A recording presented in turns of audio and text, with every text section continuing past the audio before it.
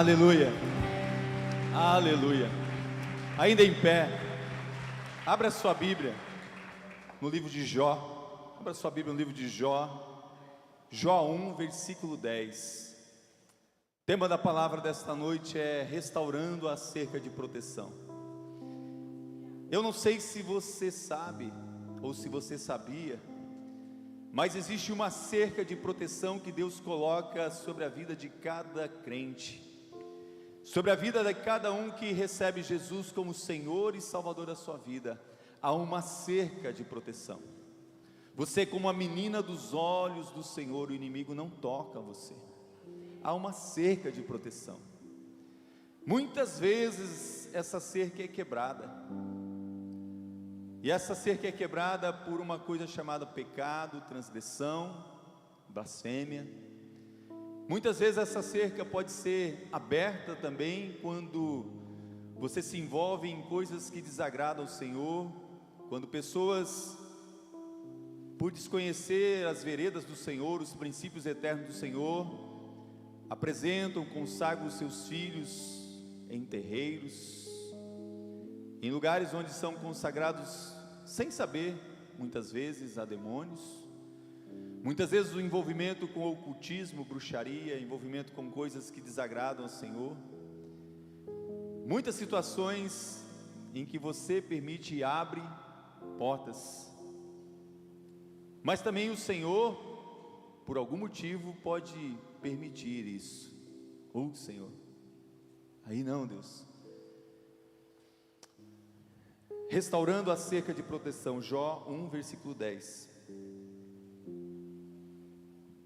Aqui é o diabo falando, viu, gente? Deus faz o diabo falar. Não aqui, tá? Aqui nesse texto que eu vou ler, tá? Não é verdade que tu mesmo puseste uma cerca ao redor dele, da sua casa e de tudo que ele tem?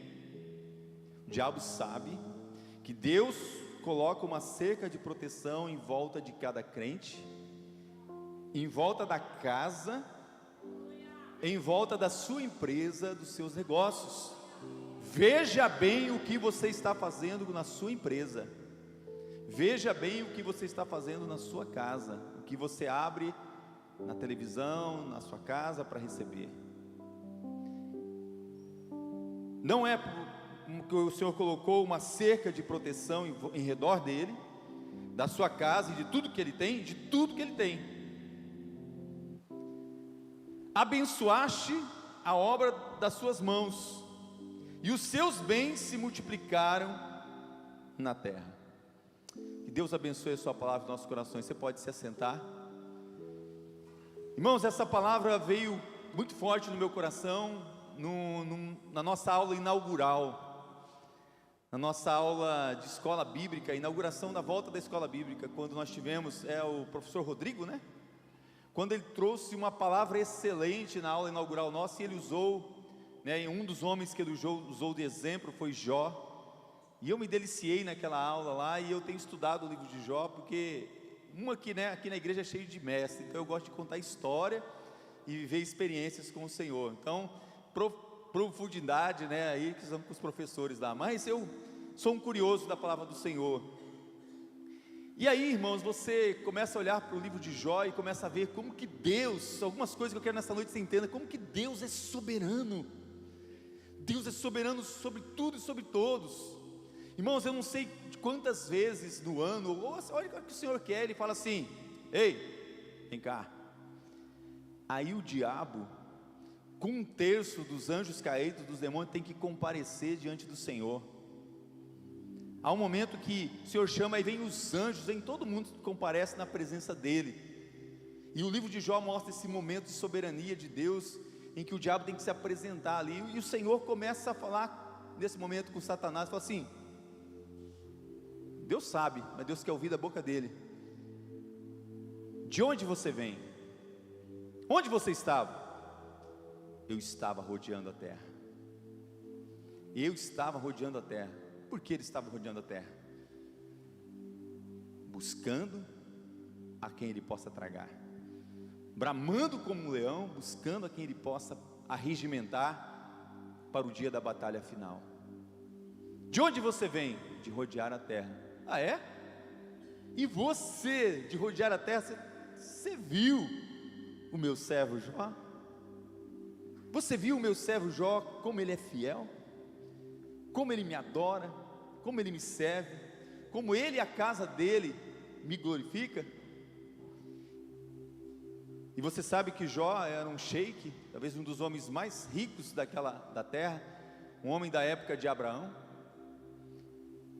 Jó era um homem conhecedor de tudo que você possa imaginar, de toda a ciência, um estudioso, um homem muito próspero, muito rico. E a coisa estava tão em ordem na casa dele, estava dentro de uma cerca de proteção, que a família deles gostava de festa. Crente gosta de festa, né? Os filhos deles se ajuntavam, faziam festa, havia uma harmonia entre os filhos dele, os filhos e as filhas, havia aquela harmonia, e eles viviam bem com Deus, aqueles filhos, aquela família. Mas Jó era tão preocupado, que ele falou assim: pode ser, né? Hoje os pais já sabem até que os filhos estão fazendo coisa errada, né? Mas Jó falou: pode ser, porque os filhos dele eram tão santos, faziam tantas coisas que agradavam. Ele falou: pode ser que eles pensaram, ou fizeram alguma coisa que eu não fiquei sabendo. Eu vou orar e consagrar minha família a Deus, vou interceder por eles, vou pedir por eles. Jó era preocupado com a sua família, com a sua casa, com seus filhos. Você viu o meu servo Jó? Como ele é fiel, como ele é tipo assim, como eu dou o meu sorriso para ele todo dia, como eu me alegro dele. Aí, olha a partir do versículo 7 ali. Então o Senhor perguntou a Satanás: de onde você vem? Satanás respondeu, Jó 1:7, de rodear a terra e passear por ela. E o Senhor disse a Satanás: você reparou no meu servo Jó? Versículo 8: não há ninguém como ele na terra.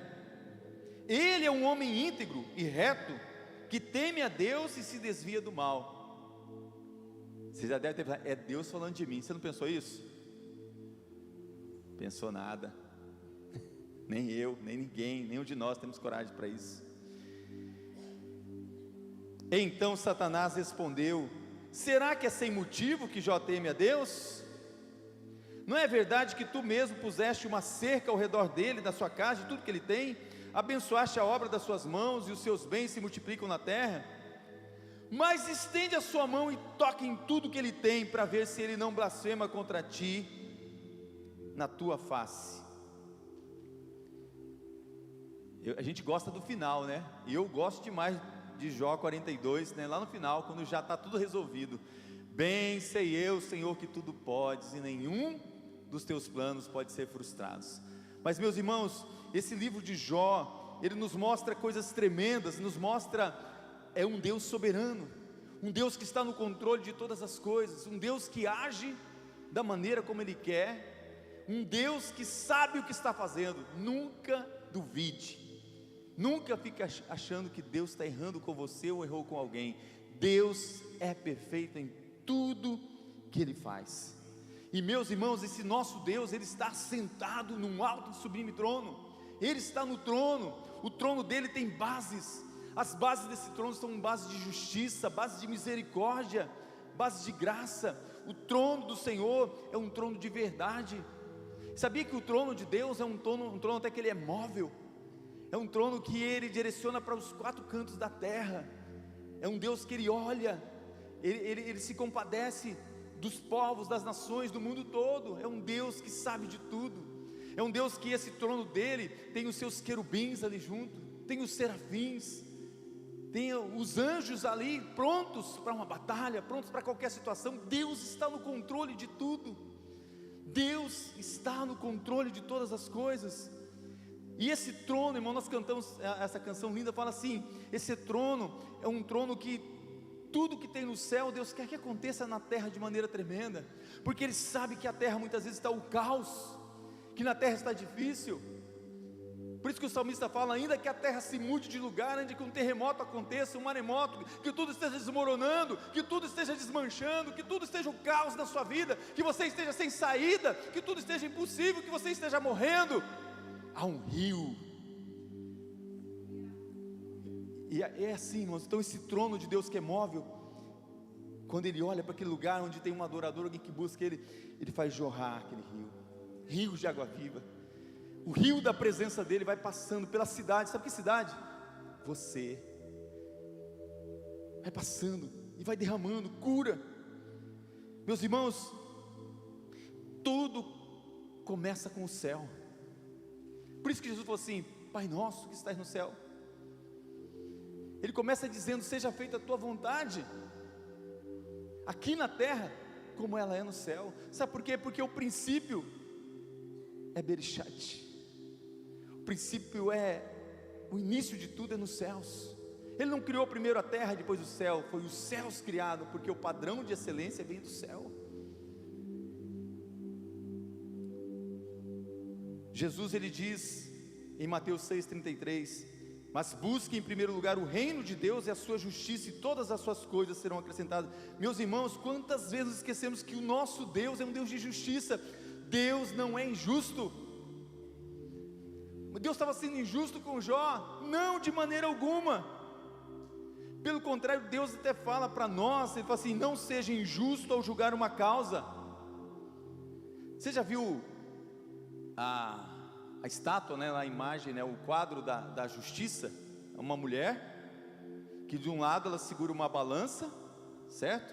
Uma balança no prumo, na outra mão uma espada, que é a sentença, mas tem uma venda, para dizer que a justiça é cega, ou seja, a justiça tem que ser imparcial. Então, meu irmão, minha irmã, se alguém chegar contando para você a história de alguém, e você no seu coração já julgou aquela pessoa, já decretou até a morte daquela pessoa no seu coração, você já foi injusto, você pecou, você falhou. Levíticos 19:15 assim: não seja injusto ao julgar uma causa, nem favorecendo o pobre, nem agradando o rico, julgue o seu próximo com justiça. Então, meus irmãos, você precisa entender que aqui a história de Jó é a história talvez de não sei o nome que dá, uma ação ali jurídica, um debate jurídico, um momento ali onde há um acusador, e você sabe que existe um acusador, e o acusador, ele é aquele que não quer que a bênção chegue na sua vida. O acusador, ele não quer que você seja abençoado, ele não quer que a cerca de proteção esteja sobre você, sobre a sua casa, sobre a sua empresa, sobre os seus negócios. Então toda vez que Deus quer abençoar você, o acusador, ele chega com a lista e fala assim: Senhor, ele não. O Wesley, Senhor, não. O Wesley e a Marta, eu tenho aqui uma lista contra eles. Oh meu Deus, né? E ele traz que lá o acusador chega, porque tem que chegar diante de um tribunal, do trono, e tem um juiz ali assentado, e ele chega e fala: está aqui, ó, eu tenho isso. E enquanto o acusador está falando, o juiz tem que ouvir.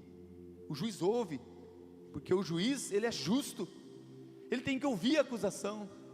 E depois que ele termina de falar, de repente do outro lado tem um advogado que não perde a causa. Tem um advogado que nunca perdeu e nunca vai perder. Ele fala assim: meritíssimo, posso falar? O meritíssimo fala assim: mas ele é a palavra. Ele falou assim: qual é o nome mesmo vou pegar só o nome do Wesley, né? Wesley. E esse advogado, ele tem um livro na mão, lacrado, e esse livro só ele pode abrir, porque ele é o advogado de defesa. Ele fala assim: Wesley, deixa eu abrir aqui, Wesley Caetano? Deixa eu lembrar o nome, deixa eu ver aqui, ixi, é lá no final, não, o nome dele aqui no céu é outro, mas para lá, não, passou o Richard aqui, não, mais para cá, Wesley, está aqui. Não, eu liberei ela, já que eu só coloquei um nome aqui, só um nome. Meritíssimo, tudo verdade que o acusador falou, tudo verdade. O Wesley fez tudo isso, meritíssimo. Só que essa obra já foi paga. Olha minhas mãos, meritíssimo. Olha minhas mãos, eu paguei toda a dívida dele. Foi pago lá na cruz do madeiro, no Calvário. Nenhuma condenação há mais sobre ele. absolvido, justificado. Esse advogado justo, o juiz bate o martelo, porque ele vê que o sangue do cordeiro do seu filho foi derramado ali na cruz, nenhuma condenação a mais sobre aquela pessoa. Mas meus irmãos, na época de Jó, o verbo ainda não tinha virado gente, o verbo ainda não tinha manifestado a glória do Pai, o verbo Jesus Cristo ainda não havia passado pela cruz do madeiro, só havia um acusador. E aí o próprio Jó teria que, seu testemunho, a sua vida, e aguentar firme porque Deus tinha dito sobre ele: está vendo o meu servo Jó, ele é bom e fiel, ele é íntegro em tudo que ele faz. E aí Satanás, ele fala, ele só é assim porque olha tudo que você dá para ele. Então presta atenção numa coisa, a primeira coisa que Satanás quer tocar para fazer você se desviar, a primeira coisa que ele quer tocar é tocar em tudo que você tem. Ele quer tocar nas suas coisas, ele quer tocar nas suas finanças. Jó perdeu toda a sua riqueza. Olha o que diz o versículo 13. Um dia, quando os filhos e filhas de Jó festejavam, versículo 14, veio um mensageiro a Jó e lhe disse: os bois estavam lavrando e as jumentas estavam pastando junto deles. De repente os sabeus atacaram e levaram tudo, mataram os servos a fio de espada. Só eu consegui escapar. Meus irmãos, enquanto ainda ele estava falando, veio outro mensageiro e disse: fogo de Deus caiu do céu e queimou as ovelhas, os servos, destruindo todos eles, e só eu consegui chegar com a notícia. Ainda o outro estava falando, os caldeus se dividiram em 3 bandos, atacaram os camelos, levaram embora, mataram os servos, fio de espada, só eu consegui escapar com a notícia. Talvez você esteja falando assim: isso está acontecendo lá na minha empresa, pastor, isso está acontecendo na minha vida financeira. Sabe por quê? Muitas pessoas são derrotadas pelo acusador quando ele toca nas suas coisas, quando ele toca naquilo que você tem. Então Satanás, a primeira coisa que ele quer tocar é naquilo que você tem. Ele quer tocar naquilo que você tem. E aqui houve uma permissão para ele tocar nas coisas de Jó. Havia uma cerca de proteção, mas aquela cerca de proteção foi retirada, senão ele não tocava. Você está entendendo? Então ele tocou em tudo que Jó tem. Então grave isso: Satanás quer tocar em tudo que você tem. Se ele tem tocado, hoje é a noite de Deus reverter aquilo que você acha que não tem saída. Hoje é a noite de Deus mudar aquilo que parecia impossível para a sua vida. Hoje é a noite de Deus reverter, é a noite dele mudar. Mas o diabo também, ele é astuto, e ele falou assim: eu vou tocar em tudo que ele tem, eu vou acabar com tudo. Não acabou com uma coisa só. Você sabe o que Jó fez? Quando ele soube que ele havia perdido tudo, toda a sua riqueza, Jó se prostrou em terra. Jó se prostrou, adorou ao Senhor e disse: o Senhor deu, o Senhor levou, bendito seja o nome do Senhor. E em nada Jó pecou. Não é fácil. Jó está nos ensinando a ter a consciência da riqueza. Deus deu, Deus tomou. Jó tinha uma consciência que Deus é a fonte de tudo que você tem. Se você está de carro, que aquele carro que você tem não é teu. A casa que você tem não é seu. O celular que você usa não é seu. A sua casa, tudo que você tem não é teu. Meu é o ouro, meu é a prata, meu é tudo que existe. Você pode armazenar e guardar tudo achando que está seguro. Louco, e se hoje ele pedir a tua cabeça? O que você vai fazer com tudo que você tem? Eu sou o dono. Em Ageu o Senhor diz: minha é a prata e meu é o ouro, tudo é meu. O Senhor fala nos Salmos: se eu quisesse um boi eu pegava, se eu quisesse alguma coisa eu pegava, mas Ele nos dá o privilégio de usar o que nós temos para a honra e glória dEle, para a sua adoração. O Senhor é dono do céu e da terra. Então o diabo, vendo que Jó não blasfemou, ele vira para o Senhor e fala: deixa eu tocar então, aqui é forte, naquilo que ele ama. O diabo quer tocar no que você tem, mas ele quer tocar no que você ama. Ei, o que você ama mais do que a Deus? O que você ama mais do que Deus?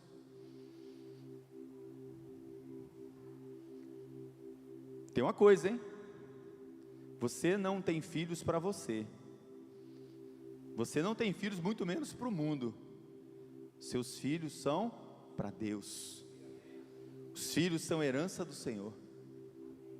São como flechas na mão do valente. Deixa eu tocar nas coisas que ele ama, que é forte, irmãos, porque Jó perde os seus filhos.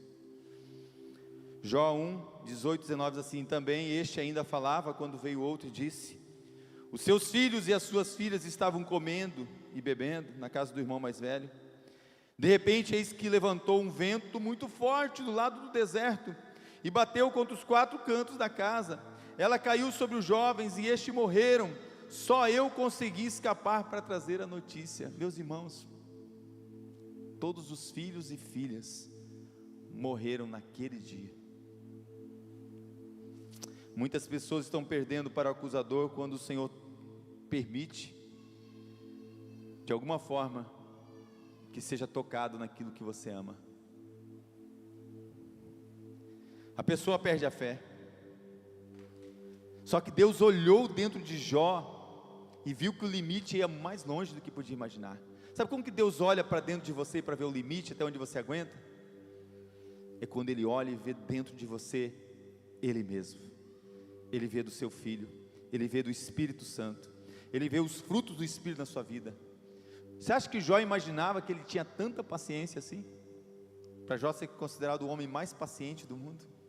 Tanta paciência que ele tinha, a paciência de Jó, uma virtude. Dessa forma, Jó é um exemplo de como afirmar a realidade do controle absoluto de Deus na sua vida, de crer que Deus está no controle, é de entender o que está no Salmo 139, que existe um livro da vida, mas que existe um Deus que Ele pode nos levar ao mais alto ou ao mais baixo. Ele pode fazer qualquer coisa, mas Ele continua no controle. Ele tem tudo escrito, Ele tem tudo no controle, nada escapa do controle dEle. Você sabe o que aconteceu quando Jó soube que todos os seus filhos tinham morrido?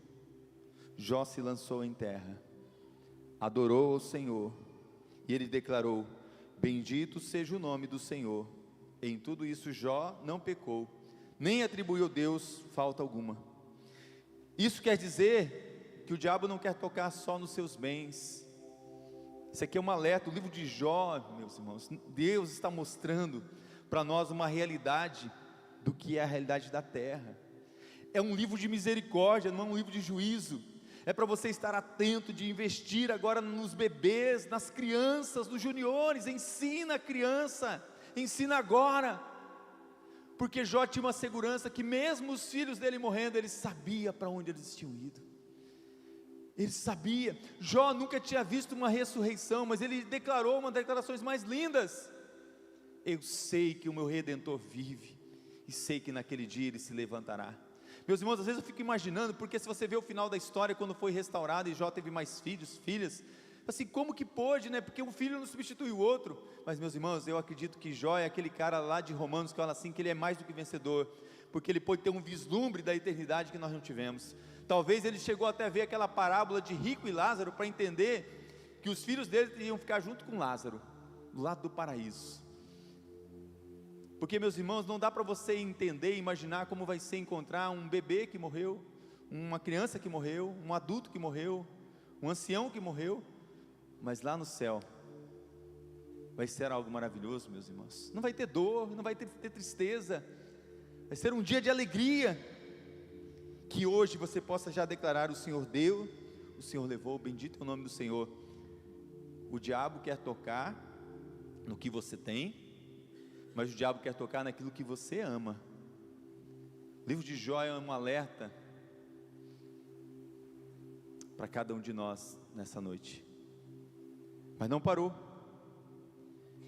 Passado um tempo,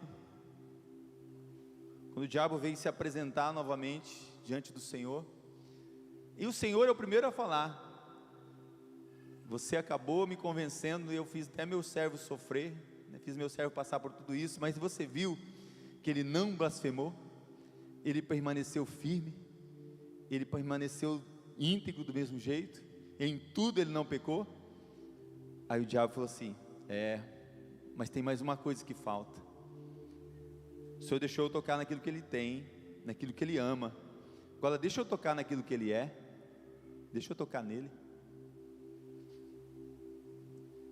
O Senhor olhou para dentro de Jó e viu que o limite ainda ia longe, que Deus conhece o coração dos seus servos. Ele sabe quem você é, ele sabe quem eu sou. Jó 2, de 1 a 7 diz assim: chegou de novo o dia em que os servidores celestiais vieram apresentar-se diante de Deus, o Senhor, e Satanás também veio com ele no meio deles. E o Senhor perguntou: de onde tem vindo? Satanás respondeu de novo: estava dando uma volta pela terra, passeando por aqui e por ali. O diabo não para, irmãos, ele é incessante. Aí o Senhor disse, versículo 3: você viu meu servo Jó? No mundo inteiro não há ninguém tão bom e tão honesto como ele. Ele me teme e procura não fazer nada que seja errado. No entanto, você me convenceu e eu o deixei desgraçar Jó, embora não houvesse motivo para isso. Mesmo assim, ele continua firme e sincero como sempre. Satanás respondeu: é só tocar na pele dele para ver o que acontece. As pessoas não se importam de perder tudo desde que conservem a própria vida. Agora, se estenderes a mão e ferires o corpo dele, verás como ele, sem nenhum respeito, te amaldiçoará. O Senhor disse a Satanás: pois bem, faça o que quiser com Jó, mas não o mate.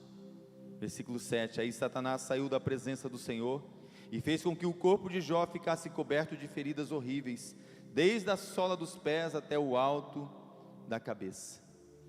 Muitas pessoas são derrotadas pelo acusador quando ele toca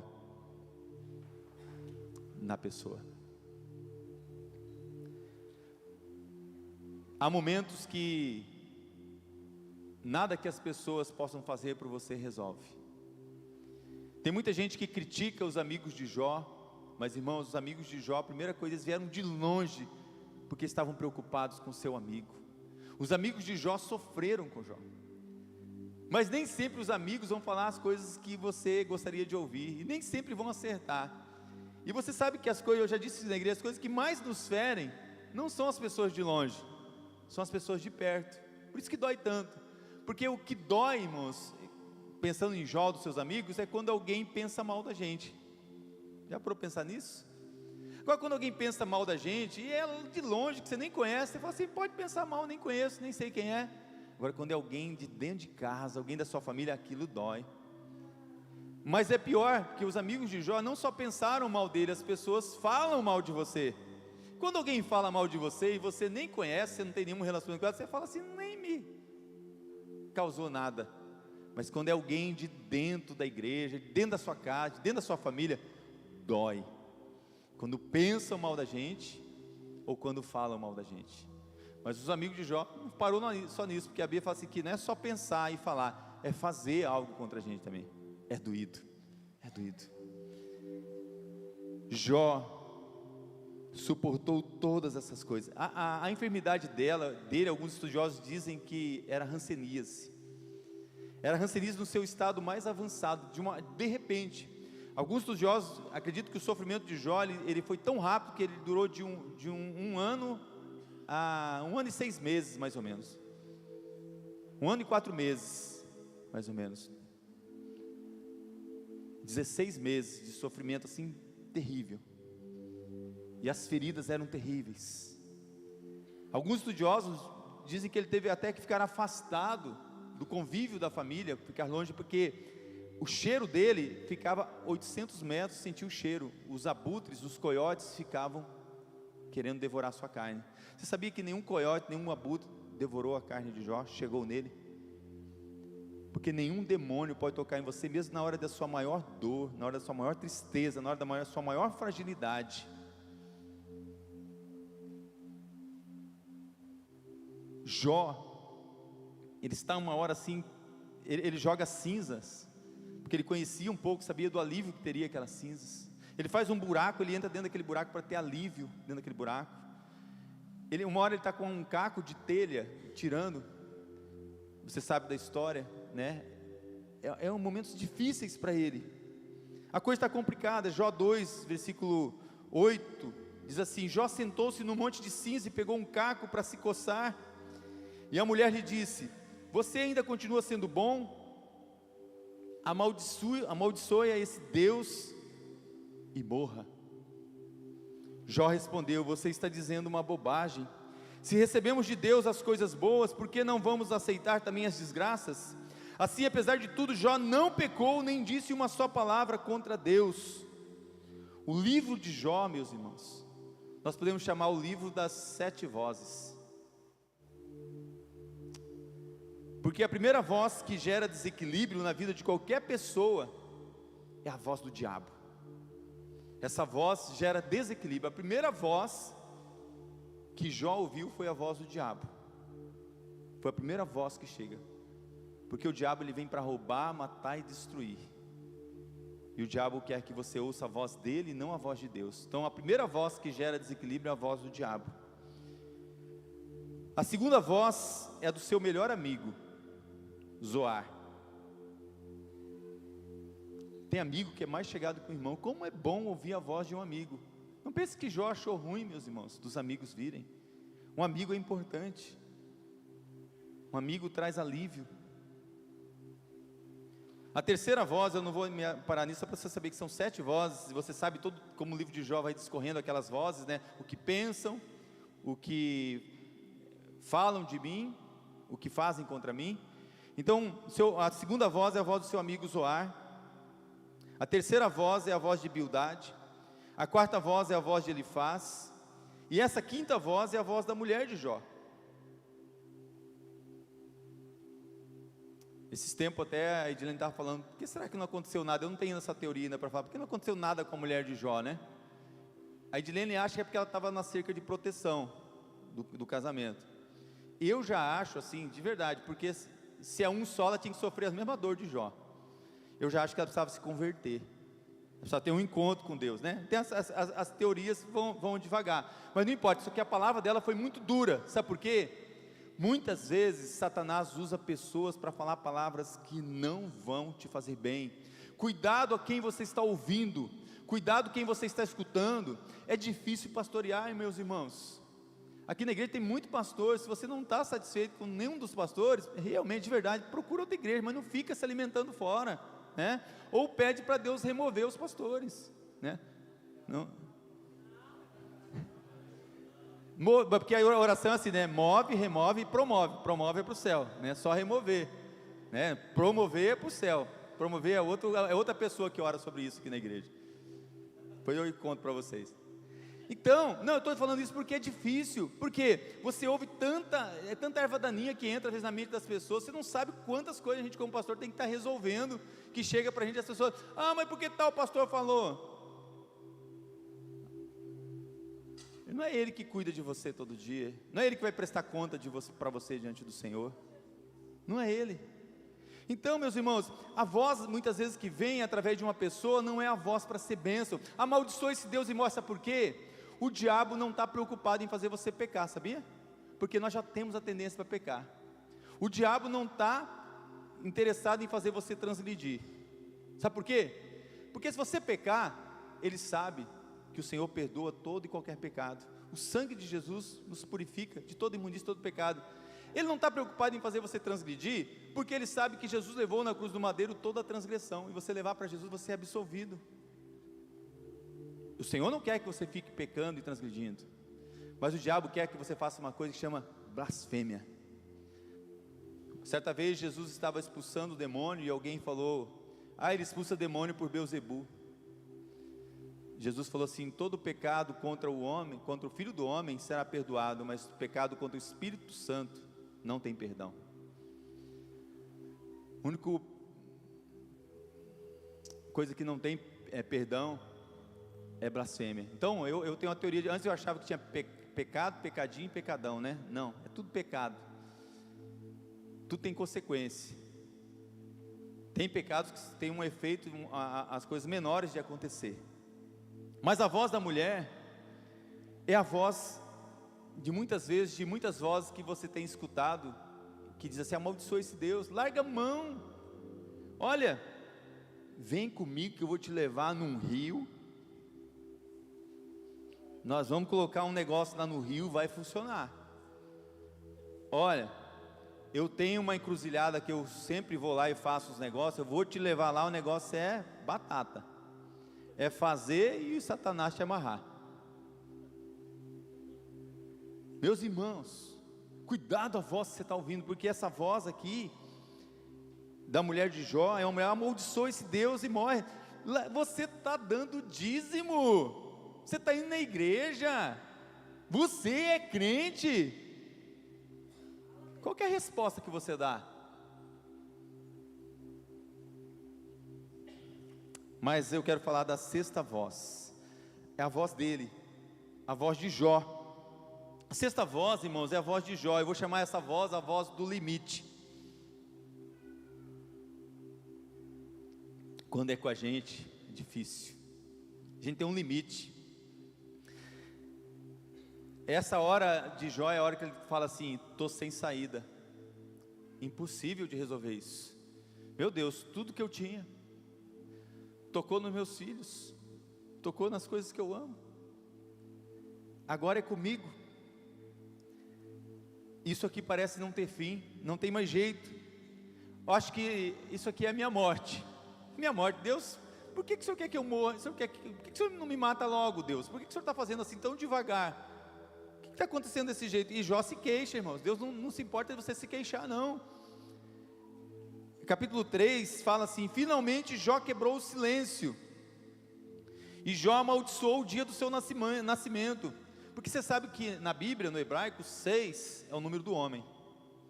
Então aquele negócio que você às vezes achar que 6, né, é o número do Papa, né, tem nada a ver, 666, né, não, 6 é duas pessoas, o anticristo, a besta, né, e o homem. Então isso que é 666, tem um significado: o anticristo, a besta e o homem, porque é o número do limite. Então aqui é quando Jó, ele fala assim: maldito o dia que eu nasci, maldita a noite que disseram: Jó nasceu, é homem. Em vez de comer, ele fala: eu choro, meus gemidos se derramam como água. Aquilo que eu temia, Jó fala: tudo que eu temia me aconteceu. Você já parou para pensar assim? Tudo que eu temia me aconteceu, tudo que eu temia me aconteceu, aquilo que eu mais tinha medo, aconteceu. Não tenho paz, nem descanso, nem sossego. Será que eu estou falando com alguém aqui nessa noite? Será que eu estou falando com alguém na sua casa sobre isso? Você não tem tido paz, nem descanso? Será que você já foi tocado nas coisas que você tem? Foi tocado nas coisas que você ama? E está sendo tocado agora no seu próprio corpo, em quem você é? Mas depois, meus irmãos, vem a sétima voz. 7 é perfeito, né? Jesus é perfeito. Aí vem a voz de Deus. Meus irmãos, eu quero dizer para você uma coisa, em nome de Jesus: a última palavra sempre vai ser de Deus na sua vida. A última palavra sempre vai ser de Deus. Talvez você está pedindo tantas respostas, olha a maneira como Deus responde. Deus começa a falar das coisas do universo. Jó, quem criou as galáxias? Quem criou a Via Láctea? Quem fez tudo isso? Porque Jó era astrônomo, irmãos. Jó, ele entendia de todas essas coisas. Quem criou a ursa maior? Quem criou todas essas coisas? Quem criou as coisas que os seus olhos visíveis podem ver? Quem criou cada estrela? Quem colocou o sol, a lua? Ele começa a falar do universo. Aí Deus começa a falar das coisas da terra. Quem criou os pássaros? Quem criou os animais, Jó? Quem trouxe à existência tudo que existe, Jó? Quem criou, Jó? Quem fez o mar ter um limite? Mar, para aí. Quem colocou um limite para onde até o mar pode avançar, onde o mar tem que parar? Quem fez o mais profundo abismo? Quem faz a neve cair do céu? Quem faz a chuva? Quem fez as bestas feras? Quem fez um boi com tanta força, um leão com tanta força, e que você pode domá-lo e dominá-lo? Quem fez todas essas coisas? E Deus começa a falar para mostrar para Jó que existe alguém que é criador de todas as coisas. Ei, Deus criou todas as coisas. Deus governa tudo que existe, e Deus ainda sustenta todas as coisas. Ele está no controle de tudo, Ele é soberano. Meus irmãos, estava voltando hoje de Pedro Gomes, e eu olhei para a minha esquerda, assim, dava um campo aberto, e de repente começou aquele redemoinho. Eu ia tirar a foto, mas estava dirigindo, ia pegar mal, não ia dar certo esse negócio não. Jó estava dentro do buraco. De repente,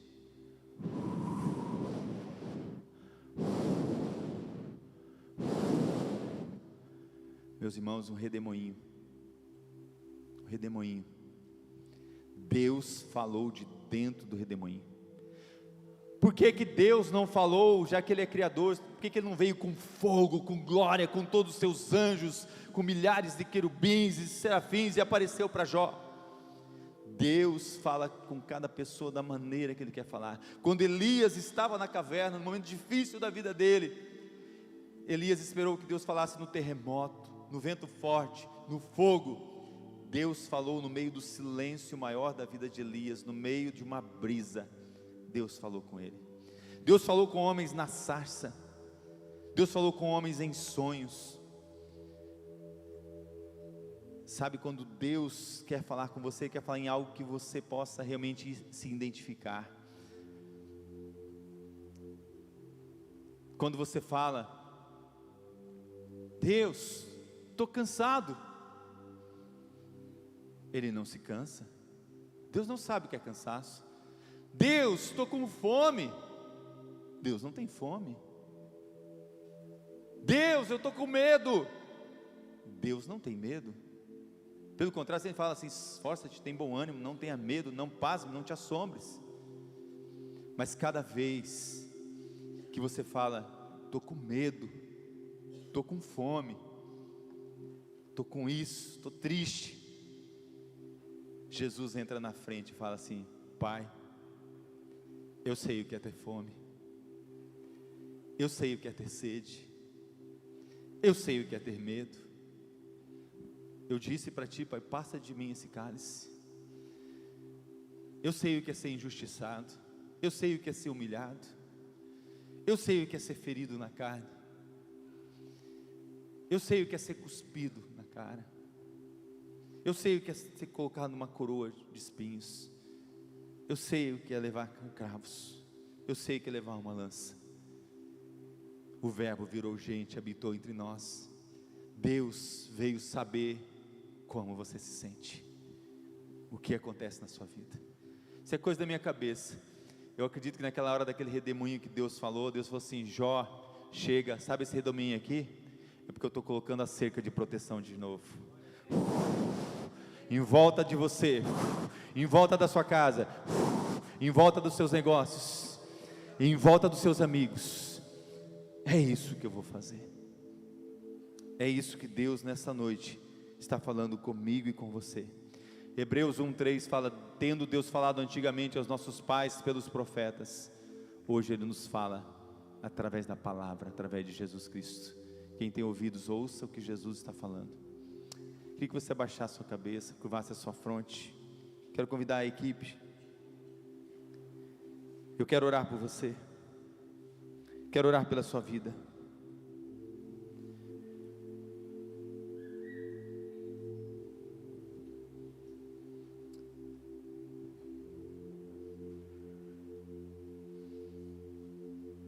Tudo o que está acontecendo na terra agora, meu irmão e minha irmã, tudo que acontece na terra Calvino fala que é só uma encenação, um teatro,